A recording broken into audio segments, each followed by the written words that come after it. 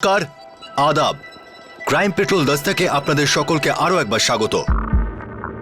ধার হিসেবে দিচ্ছি। আমিও ধার হিসেবেই নিচ্ছি। ভুলে যাস না, আমি তোর ভাই, একটু তো ভরসা কর। ভাই বলেই পরিষ্কারভাবে বলে দিচ্ছি আমি, এটা ধার কিন্তু সাহায্য না।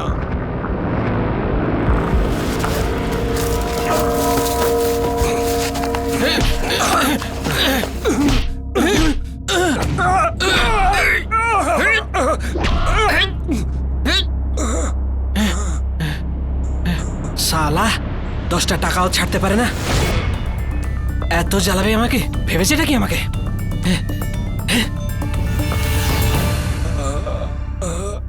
মূল্য কম বা বেশি যাই হোক, টাকা টাকাই হয়।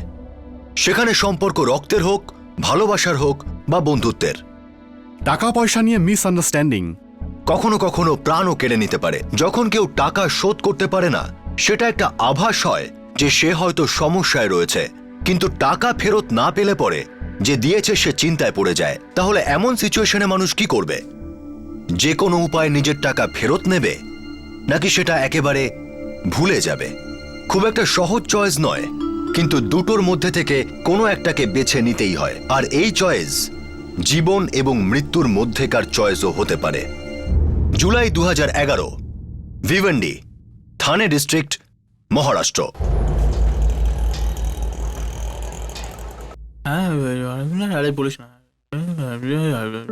সাহিল, তুমি তোমার টাই কখনো ঠিক মতো বাঁধো না। নাগমা হয়ে গেছে? লেস বেঁধেছো? তাড়াতাড়ি চলো।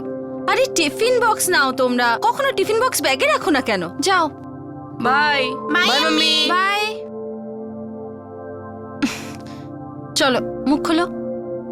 তুমি এখনো খাওনি কেন? আরে ভাই, কিছু খাবার দাবার পাওয়া যাবে নাকি? আরে তুমি এত তাড়াতাড়ি তৈরি হয়ে গেছো? কোথায় যাচ্ছ? থানে যাচ্ছি, জামা কাপড়ের একটা নতুন দোকান শুরু করবো ভাবছি। তুমি বসো, আমি খাবার নিয়ে আসছি। শোনা, চলে এসো। আব্বু আব্বু তুমি কোথায় যাচ্ছ? আমি তোমার সাথে যাব। শোনা, আব্বু কাজে যাচ্ছে, তো কাজ হয়ে গেলে আব্বু তোমার আইসক্রিম খাওয়াবে, ঠিক আছে? জল খাবার। আমি বলছিলাম যে একটা দোকান তো আছে ভিভেন্ডিতে, তাহলে আরেকটা দোকান কি জন্য? বাচ্চারা বড় হচ্ছে নীলোফার, ব্যবসাটাকে তো বাড়াতে হবে। এগোবার ইচ্ছে ছিল বলে তো এই দোকানটা হয়েছিল, নয়তো কি ছিল আমাদের হাতে? 4টে টাকাও ছিল না যখন জোনপুর থেকে এসেছিলাম। রক্ত জল করে ভিভেন্ডিতে দোকান দাঁড় করিয়েছি। আর আজ আল্লাহ যখন বড় দোকান করার সুযোগ দিচ্ছেন, তখন কি পিছনে সরে আসবো? তবে কিন্তু এখন তো ভালো মতোই চলছে, আর তুমি এমনিতেই তো ব্যবসাতে সারাদিন ব্যস্ত থাকো। আমাদের জন্য তোমার কাছে তো সময় থাকে না। শোনা আমার, আমি যে আগামীকালের জন্য ভবিষ্যৎকে উজ্জ্বল করবার চেষ্টা করছি। দিনকাল অনেক পাল্টে গেছে। 1000 টাকা এখন 100 টাকার মতো হয়ে গেছে। বাচ্চাদের স্কুলের ফিস দেখো কত বেড়ে গিয়েছে। ওদের পড়াশোনা করাতে হবে, কলেজে পাঠাতে হবে, ওদের জন্য বাড়ি বানাতে হবে, বিয়ে করাতে হবে। আমাদের বার্ধক্য তো আছে, যত উপার্জন করো সেটাই কম। একটা পয়সার গুরুত্ব আছে নীলোফার।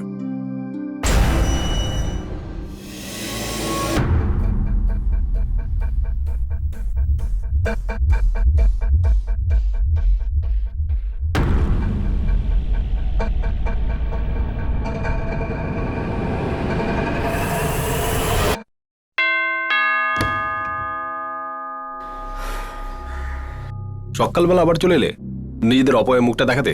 জুনেদ ভাই, আপনি যেটা করছেন ঠিক করছেন না।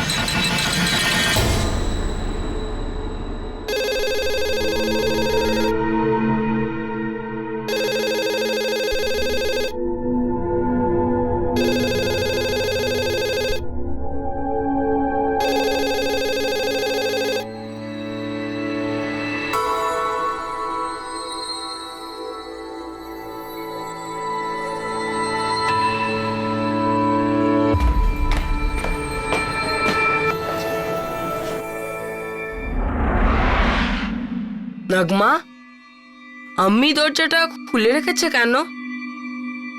আসো। আম্মি, আম্মি আম্মি, আম্মি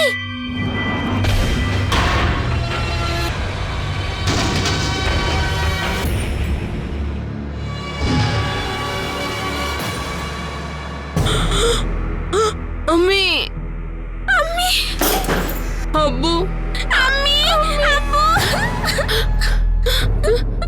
আম্মি, আম্মি আব্বু, আম্মি। দুটি বাচ্চা রোজকার মতো স্কুল থেকে বাড়ি ফিরে আসে আর নিজের মা বাবা এবং ছোট বোনের রক্তাক্ত লাশ দেখতে পায়। এই শক, এই আতঙ্কের আন্দাজ করাটাও মুশকিল। জুনেদ, তার স্ত্রী নীলোফার আর তাদের 5 বছরের মেয়ের এই ট্রিপল মার্ডার সাম্প্রতিককালে মুম্বাই শহরকে নাড়িয়ে রেখে দিয়েছে।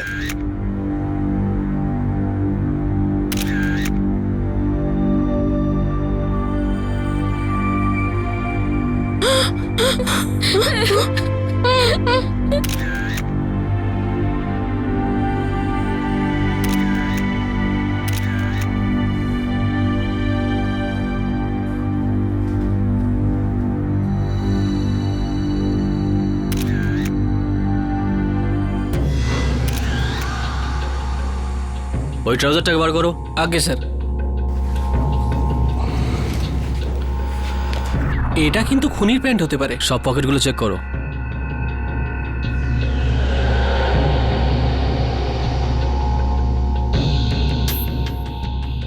একটা সেলফোন আছে, সুইচ অফ করা আছে।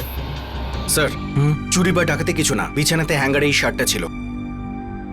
সেলফোন আর সিম কার্ড দুটোকে অ্যানালিসিসের জন্য পাঠিয়ে দাও। আগে স্যার। আমি সকাল থেকে বাড়িতে একা ছিলাম, কিছু শুনিও নি, কিছু দেখিও নি। তারপরে এই বাচ্চারা এলো। আচ্ছা, তোমরা ভেতরে এলে কি করে? আঙ্কেল, দরজা খোলাই ছিল। জুনাদ ভাই, ইয়া আল্লাহ। কাদের ভাই, এটা শাকিল বাবা।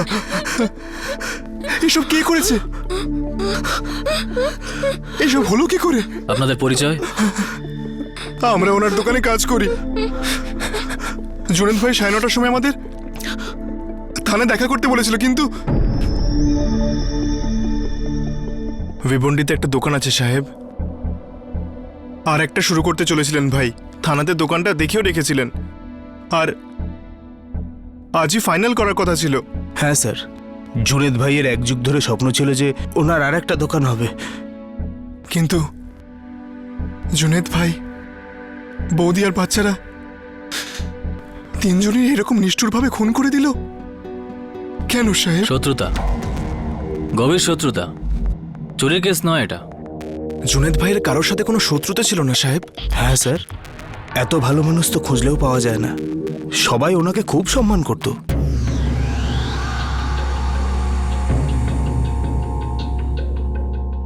তিনজনেরই গলা কাটা হয়েছে। কোনো পেশাদার কেউ করেছে? আমার ডাউট আছে। পেশাদারদের আঘাত একেবারে ক্লিয়ার হয়, একটা সিঙ্গেল কাট হয়, কিন্তু এখানে তো সেরকম কিছু হয়নি। এই দেখুন। আচ্ছা, জুনেদ বা নীলোফার কি কোনো ফাইট ব্যাক করেছিল? নো ইন্সপেক্টর, খুনি কোনো চেনাশোনাই মনে হয়। কোনো চুরি নয়, কেউ চিৎকার শুনতে পায়নি। একজন লোক হলে হয়তো আর একজনের আওয়াজ শোনা যেত। অ্যাটাকার্স কম করে 2 জন লোক ছিল। স্যার, হুম, সিম থেকে করা সব ফোন কলসের রেকর্ডস। জুনেদ সৈয়দ শুধুমাত্র কাপড়ের ব্যবসায়ী ছিল না, আর কি করতো? ও সুদে টাকা খাটাতো। স্যার, স্যার, এই লিস্টের বেশিরভাগ নম্বরই জোনপুরের। সিম কার নামে? কোনো আসলাম খানের স্যার। কার কার সাথে কথা হয়েছে? স্যার, সবাই তো জোনপুরের, ওই লোকটারই সবাই বন্ধু। আর কিছু? এর মধ্যে একটা নম্বর, তার সঙ্গেই সব থেকে বেশি কথা হয়েছে, কিন্তু ওই ফোনটা কেউ তুলছে না। খবর না, ওটা কার নাম্বার? আগে স্যার। আমার এই আসলাম খানকে চাই। Yes sir. আচ্ছা সাহিল, তুমি আসলাম খানের নাম শুনেছো? হ্যাঁ, আমার মামা বাবুর নাম আসলাম খান। উনি কি তোমার আম্মির নিজের ভাই? না, আমির মাসুতো ভাই। ইনি থাকেন কোথায় তুমি কি জানো? এই পাশেই মৌসিন পাড়াতে।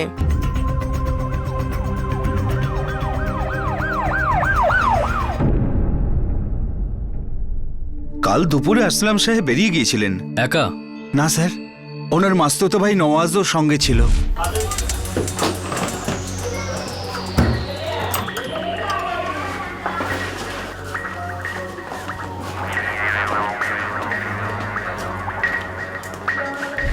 কিচ্ছু বলেনি স্যার, কোথায় যাচ্ছে, কেন যাচ্ছে? আপনি কি জানেন আসলামের জামাইবাবু, ওর বোন আর ওই ছোট বাচ্চাটার মার্ডার হয়ে গেছে? হ্যাঁ স্যার, সেই ব্যাপারে আমি শুনেছি। আসলামের সেলফোন জুনেদের বাড়ি থেকে পাওয়া গেছে, ওর প্যান্টের পকেট থেকে, যেটা পুরো রক্ত মাখা ছিল।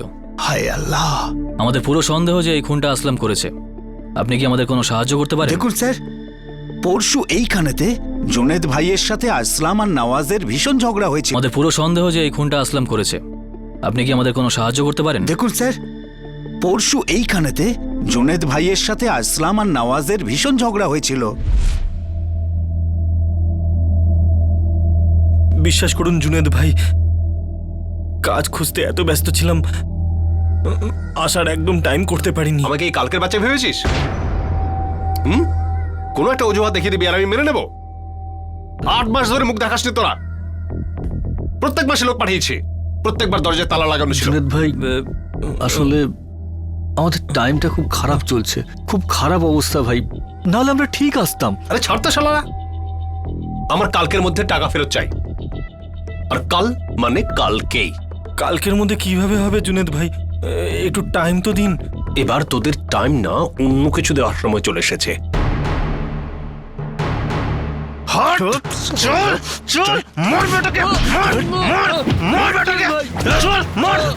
বেশি দেখাচ্ছিস, টাইম দেখাচ্ছিস,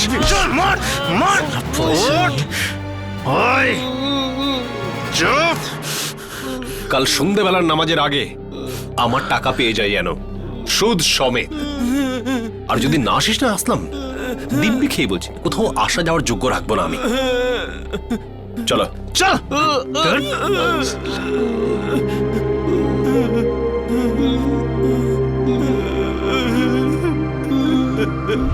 কত টাকা আর কিসের জন্য আমরা কিছুই জানতাম না সাহেব। হ্যাঁ, কিন্তু সেই দিন আসলাম আর নওয়াজের খুব অসম্মান হয়েছিল সাহেব। আচ্ছা, কাদের বলছিল নাকি জুনেদের সাথে কারো নাকি কোনো শত্রুতা ছিল না? স্যার, আমার তো মনে হচ্ছে এই কাদের আর জাভেদ শুধু লোক দেখানো দোকানে কাজ করে। ওদের আসল কাজ তো মারপিট করে টাকা আদায় করা। থানায় ডেকে পাঠাও ওদের, দেখি পেট থেকে কিছু বেরোয় কিনা। স্যার,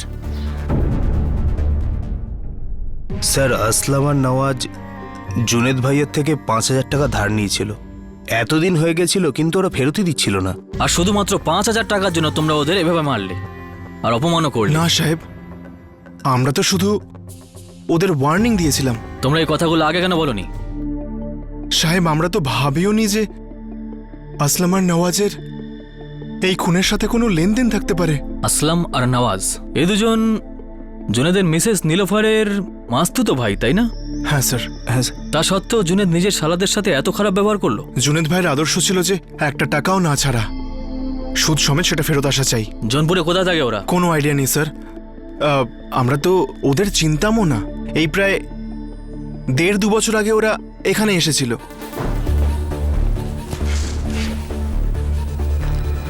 স্যার, ওই নাম্বারে ফোনটা কেউ তুলছে না। স্যার, বাচ্চাদেরকে জিজ্ঞেস করবো কে আসলাম আর নওয়াজের জোনপুরের অ্যাড্রেস। ছেলেটা হয়তো জানতে পারে। দাদু আর দিদা এসেছেন, এখন ওনারা আমাদের সাথেই থাকবেন। সাহিল, আমাদের মনে হয় তোমার আম্মি, আব্বু আর বোনকে তোমার মামা আসলাম আর নওয়াজ মেরেছে। হতে পারে আঙ্কেল, আব্বু ওদের দুজনকে একেবারে পছন্দ করতেন না, আর উনি ওদের কখনো কিছু দিতেই চাইতেন না। দেখো, এরা তো আমার ভাই, তুমি তুমি ওদের বারণ করবে না তো? দেখো নীলোফার, সম্পর্ক এক জায়গায় আর ব্যবসা আরেক জায়গায়, দুটোকে মিশিও না।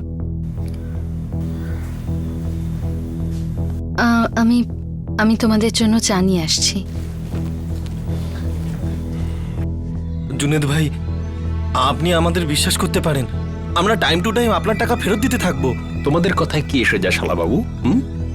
ব্যবসা করার জন্য মজবুত প্ল্যানিং এর দরকার হয়। জুনেদ ভাই, আমরা সব প্ল্যানিং করে নিয়েছি। দেখুন, একটা ফ্যাক্টরির সাথেও আমাদের কথা হয়েছে, ও খুব কম দামে আমাদের কাপড় দেবে। আর তাছাড়া আমরা একটা ঠেলা গাড়ির সঙ্গে কথা বলে রেখেছি। হ্যাঁ জুনেদ ভাই, আর স্টেশনের কাছে আমরা ওই ঠেলা গাড়ি করে আমাদের মাল বিক্রি করব। আরো অনেক লোক আছে যারা ওখানে ব্যবসা করে, ভালো টাকা উপার্জন করে ওরা। তাই? আর ওরা তোমাদের জন্য লাল কার্পেট বিছিয়ে বলবে যে এসো আর আমাদের পেটে লাথি মারো।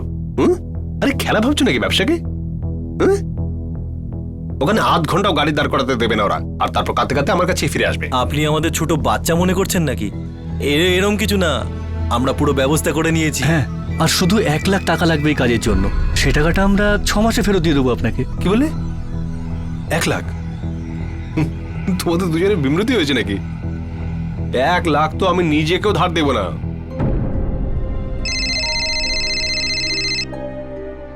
হ্যাঁ জাভেদ, হ্যাঁ বল।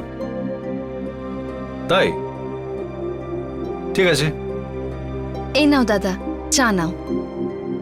নীলোফার দিদি, বোঝাও না একটু জুনেদ ভাইকে।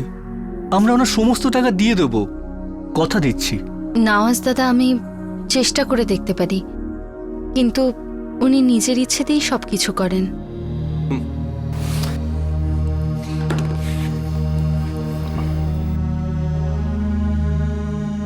দেখো আসলাম, একে তো তোমার কাছে বন্ধক দেওয়ার কিছু নেই, উপরন্তু 1 লাখ টাকা ধার চাইছো।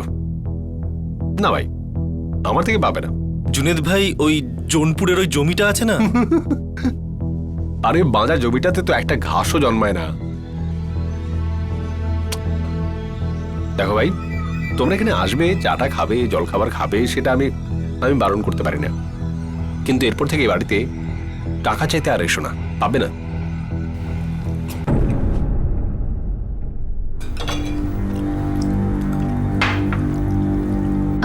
ওদের একটা সুযোগ তো দিতেই পারো, ওরা এখানে একদম নতুন আর উদ্যমও আছে। কিন্তু 2 টাকার হুঁশ নেই। এরকম নির্বোধ আর বোকাদের আমি একটা টাকাও দেব না। আমি মানুষ যাচাই করতে পারি, আজ অব্দি ভুল হয়নি। এরা টাকা ফেরত দেওয়ার মানুষই নয় একেবারে। আর এখন থেকে এই কথাটা এখানেই শেষ, ঠিক আছে? তার মানে তোমার আব্বু ওদের কোনোদিন টাকা দেয়নি? দেননি আঙ্কেল। কিন্তু শুনেছিলাম যে তোমার আব্বু নাকি 5,000 টাকা দিয়েছে। আমি জানি না আঙ্কেল। আচ্ছা বাবু, এরা জোনপুরে থাকে কোথায়? আঙ্কেল আমি জানি না, কারণ আব্বু কখনো আমাদের জোনপুর নিয়ে যাননি। গুলে, বাড়িতে চুরি হয়নি।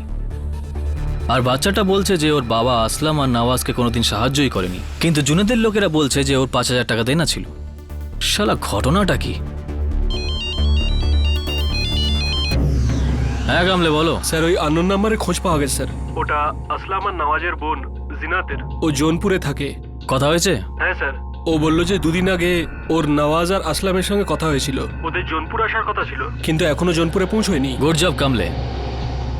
আসলাম আর নওয়াজ জোনপুরের দিকে যাচ্ছে। ইউপি পুলিশকে অ্যালার্ট করো আর জোনপুরে যাওয়ার ব্যবস্থা করো।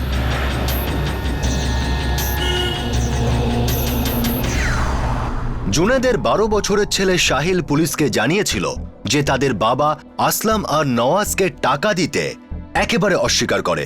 তাহলে এই 5,000 টাকার লেনদেন কবে আর কখন হয়েছিল সেটার উত্তর একমাত্র আসলাম আর নওয়াজ দিতে পারত, যারা এখনো পর্যন্ত জোনপুরে পৌঁছয়নি।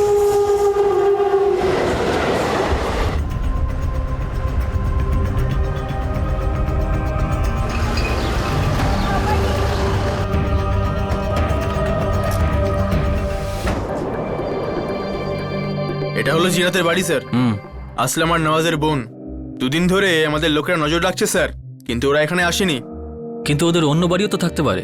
ওই 2 জনের একটা মামা আছে, অনেক বছর হয়ে গেল ওরা ওনার বাড়ি যায়নি স্যার। ওখানেও আমরা নজর রেখেছি, ওখানেও যায়নি। ওর বাবা মায়ের বাড়ি কিংবা কোনো বংশগত বাড়ি? না স্যার, আর কেউ নেই।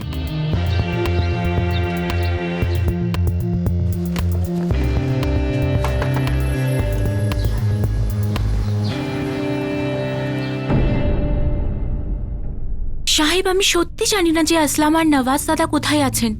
3 দিন আগে ওনাদের ফোন এসেছিল যে ওনারা ফিরে আসছেন, ব্যাস। ভিভান্ডিতে যে খুনগুলো হয়েছে সেটার সম্পর্কে তুমি কিছু জানো? মামুর ফোন এসেছিল, জানতে পারলাম। আমি নিজেও চাইছিলাম যে আসলাম ভাই আর নওয়াজ ভাইকে জিজ্ঞেস করি আসলে ঠিক কি হয়েছিল ওখানে, কিন্তু 2 দিন ধরে ওনাদের কোনো ফোন পাচ্ছি না। কোথা থেকে ফোন করেছিল? ভেভান্ডি থেকে। কোথাকার নাম্বার ছিল? সেটা তো জানি না সাহেব, কিন্তু ওই নাম্বারটা ওদের দুজনের ছিল না। তোমার ফোন সবসময় ভুল টাইমেই বাজে। আরে বেগম সাহেবা, ফোনটা আপনার, নিজের রিংটোনটা চেনো না নাকি? হ্যালো, জিনাত, আসলাম বলছি। কেমন আছো? আর বিজনেস শুরু হয়ে গেছে ঠিক করে? না জিনাত, আসলে আমরা জৌনপুরে ফেরত চলে আসছি। মুম্বাই আমাদের ধাতে সইল না। আমি তো আগেই তোমায় বলেছিলাম দাদা, এই জৌনপুরে থেকেই কোনো ভালো কাজ খুঁজে নাও। আমরা 2 দিনে বাড়ি ফেরত আসছি। খুদা হাফিজ। আল্লাহ হাফিজ দাদা। না না, এরকম হতে পারে না, আমার দাদা এরকম না। আমরা আসলামের প্যান্ট আর সেলফোন ওই ঘটনাস্থল থেকেই পেয়েছি, যেটা পুরো রক্তে মাখা ছিল। না, নিশ্চয়ই ওনাকে কেউ ফাঁসানোর চেষ্টা করেছে, না হলে আমাকে তো আসলাম ভাই নিজে বলেছেন যে যখন থেকে জুনেদ ভাই ওনাদের টাকা দিতে অস্বীকার করেছেন তখন থেকে ওনার বাড়িতে আসা যাওয়া বন্ধ করে দেয়। তাহলে মুম্বাইতে ওদের দিন চলতো কি করে? খুব চেষ্টা করছিল বেচারারা, এখানে এসে জমি বিক্রি করারও চেষ্টা করেছেন, কিন্তু সেটাও বিক্রি হয়নি, আর তাই ওনাদের আবার মুম্বাই যেতে হয়েছে। দাদা, তুমি ভাবলেও কি করে যে আমি তোমায় বারণ করব? তোমার যদি জমি বিক্রি করার হয় তো করে দাও, আমি না কেন বলবো? না বলার তো কোনো প্রশ্নই আসে না। ভাবলাম যে একজন বোন তো না করে দিল, অন্য বোনও না বলতে পারে। এসব তুমি কি বলছো দাদা? সত্যি বলছি জিনাত, রক্তের সম্পর্কের উপর বিশ্বাসই চলে গেছে আমাদের। আরে তোমরা দুজন শুধু শুধু চিন্তা করছো, 5টা আঙুল সমান হয় না। তোমাদের জমি, তোমাদের যেটা ইচ্ছা সেটা করো, না জিনাত না আমি কেউ তোমাদের মাঝখানে আসবো না। ধন্যবাদ। এবার আপনারা দেখবেন আমরা মুম্বাইতে কিছু না কিছু একটা ঠিক করে দেখাবো। ওরা দুজন তো নীলোফার দিদি আর জুনেদ ভাইয়ের সাথে কথাও বলতো না, ঈদেও না। সেগুলো তো ঠিক আছে জিনাত, কিন্তু আমাদের আসলাম আর নওয়াজের মুখোমুখি বসে কথা বলা দরকার। যদি ওরা নির্দোষ হন তাহলে ভয় পাওয়ার কোনো কারণ নেই, কিন্তু কথা বলাটা দরকার। সাহেব, আল্লাহর দিব্যি আমি জানি না, কিন্তু যখনই আমি জানতে পারবো সবার আগে আমি আপনাদেরই খবর পাঠাবো।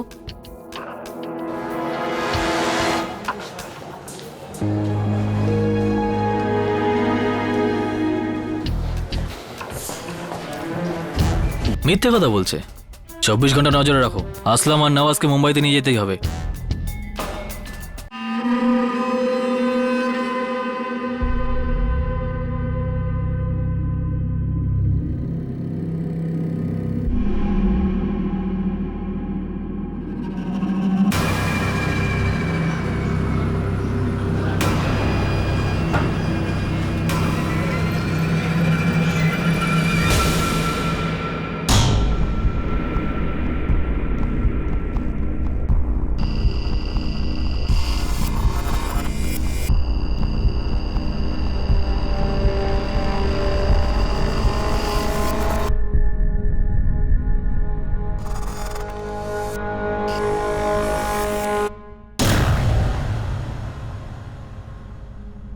চব্বিশ ঘন্টা কেটে গেছে। পুলিশের চোখ 1 সেকেন্ডের জন্য জিনাতের বাড়ির উপর থেকে সরেনি, কিন্তু আসলাম আর নওয়াজের কোনো খোঁজ নেই। এবার একটা প্রশ্ন উঠল যে ওরা মাঝপথ থেকেই ফেরত চলে যায়নি তো, বা হতে পারে যে জৌনপুরের জন্য তারা রওনাই হয়নি।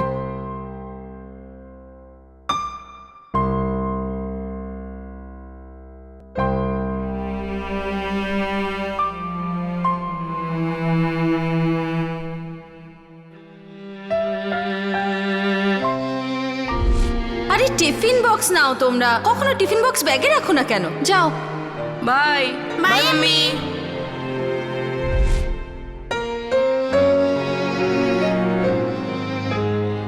আর ওইদিকে ভিভান্ডিতে জুনেদের 2 সন্তান সাহিল আর নাগমা খুব কষ্ট করে নিজেদের গুছিয়ে নিয়ে পুনরায় জীবনের মুখোমুখি হওয়ার চেষ্টা করছিল। পুলিশ 5,000 টাকার রহস্যটাকে নিয়ে কনফিউশনে ছিল। শুধু কি এটাই একমাত্র কারণ ছিল এই হত্যাকাণ্ডের?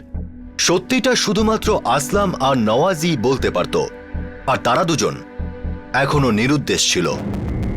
কিন্তু যখন জৌনপুরে আবার সন্ধে নামল, তখন জিনাতের কাছে আসলামের ফোন আসে।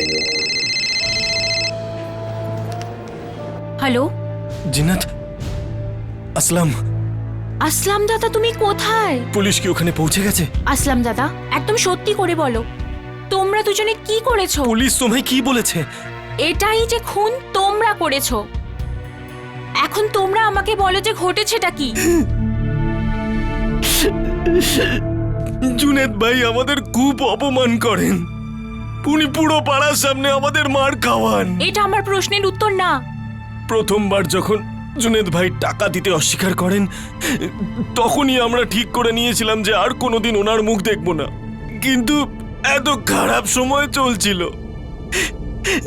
আর মুম্বাইয়ে উনি ছাড়া আর সাহায্য করার কেউ তো ছিল না। জোনপুর যাওয়ার টাকা নেই আর বিজনেস শুরু করবে। জীবন থেকে কিছু শেখো ভাই। আপনার কথা একদম ঠিক জুনেদ ভাই, স্বীকার করছি, কিন্তু এই সময় আমাদের 1000 টাকার ভীষণ দরকার। জুনেদ ভাই, আমরা জোনপুরের জমিটা বিক্রি করে দেব, আর ওটা বিক্রি করে যাই টাকা আসুক না কেন সেটা দিয়ে মুম্বাইয়ে কিছু একটা ব্যবসা করব। তোমরা জমিও বিক্রি করতে পারবে না বা কোনোদিন বিজনেসও শুরু করতে পারবে না। খোদার দোহাই, এরম কথা বলবেন না জুনেদ ভাই। আরে মুম্বাইয়ে আপনি ছাড়া আমাদের আর কে আছে? তাই তো আপনার কাছে সাহায্য চাইতে এসেছি। আমি কি টাকার ভান্ডার যে যখন ইচ্ছে হলো আর ইচ্ছে মতো টাকা বার করে নিলে তুমি? এবার তো বাড়াবাড়ি করছো তুমি। ওরা তো ওদের গ্রাম জোনপুরে ফেরত যাওয়ার জন্যই টাকা চাইছে। আমি তোমায় বলেছি না মাঝখানে কথা বলবে না। কিন্তু কথাটা তো মাত্র 1000 টাকার। আমার কাছে টাকা আছে, আমি এনে ওদের দিচ্ছি। আমি আর কিছু শুনতে চাই না। অনেক ড্রামা করেছো।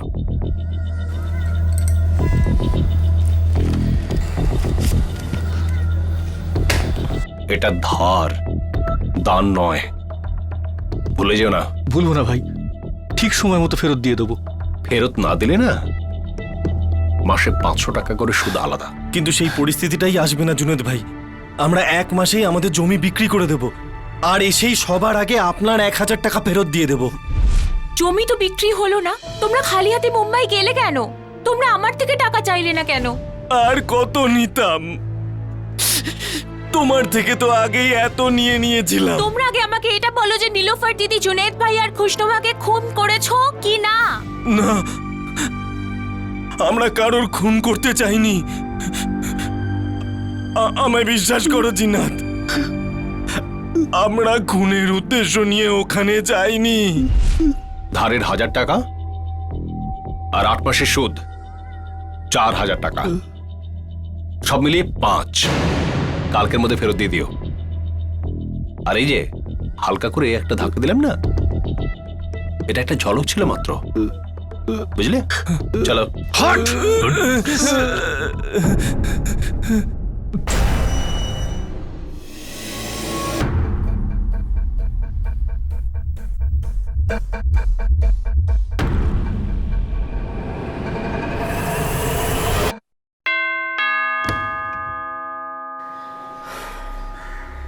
সকাল সকাল আবার চলে এলে নিজেদের অপয়া মুখটা দেখাতে। জুনেদ ভাই, আপনি যেটা করছেন সেটা ঠিক করছেন না। মজা করছো?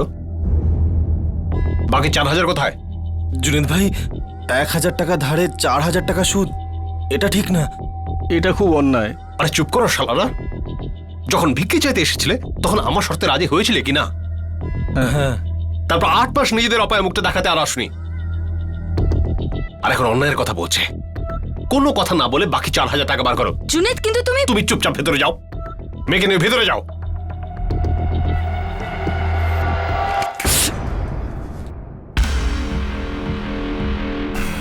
সন্ধ্যেবেলাতে যখন বাড়ি ফিরবো তখন হাতে পুরো 5000 রেখে দিও, আর ফেরত না দিলে কথা দিচ্ছি সোজা জোনপুরে চলে যাবে, মুম্বাইতে পা রাখতে পারবে না। চুপচাপ এই টাকাটা নিয়ে বিদায় হয় এখান থেকে। এই টাকাটা আমরা তুলবো না জুনেদ ভাই, কিন্তু আপনাকে ঠিক শিক্ষা দেব। কিসব বলছিস? কাল সবার সামনে আমরা চুপ ছিলাম, ভেবেছিলাম আজকে আপনার কাছে আমাদের কথা বলবো, কিন্তু আজও আপনি আমাদের অপমান করলেন। আমরা জানতাম যে আপনার অহংকার 1 ফোঁটাও কম হবে না, আর আপনার অহংকার ভাঙার জন্য আমরা পুরো তৈরি হয়ে এসেছি আজ।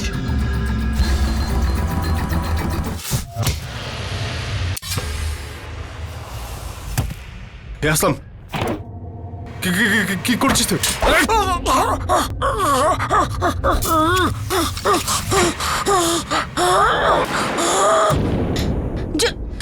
জুনেদ! জুনেদ! জুনেদ!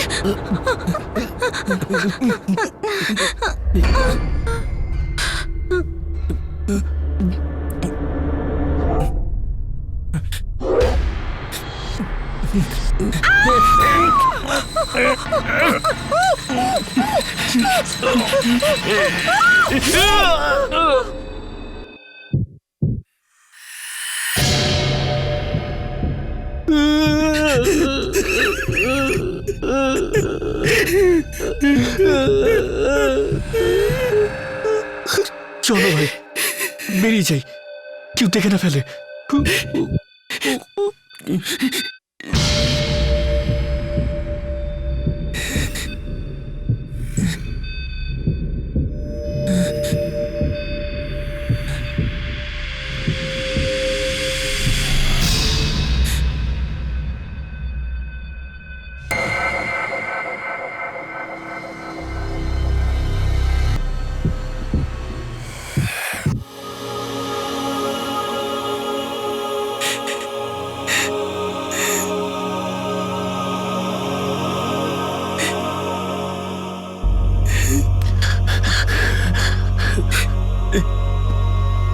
আসলাম, এই প্যান্টটাতে পুরো রক্ত লেগে গেছে, ধরা পড়ে যাবে।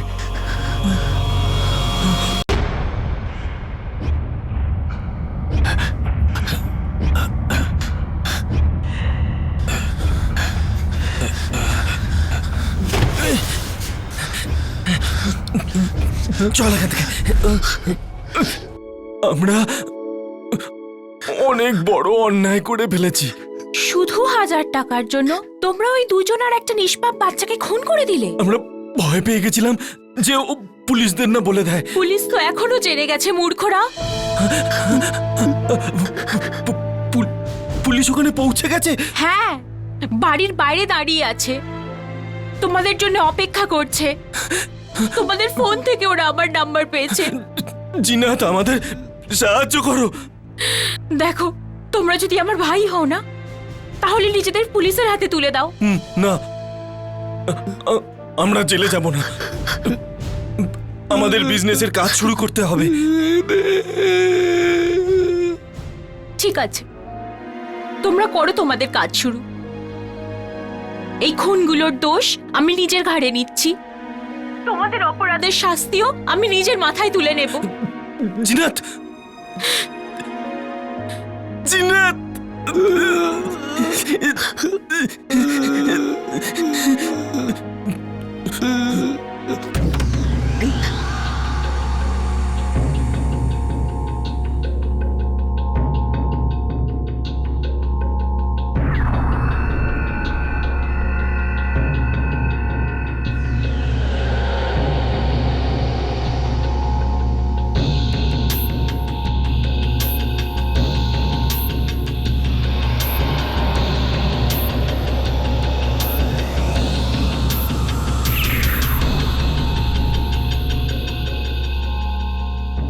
আসলাম আর নওয়াজ ফোন করেছিল, এখানেই আছে জৌনপুরে। আর কি বললো ওরা? হাইওয়ের কাছে একটা ধাবা আছে, সেখানেই আছে, আপনাদের জন্য অপেক্ষা করছে।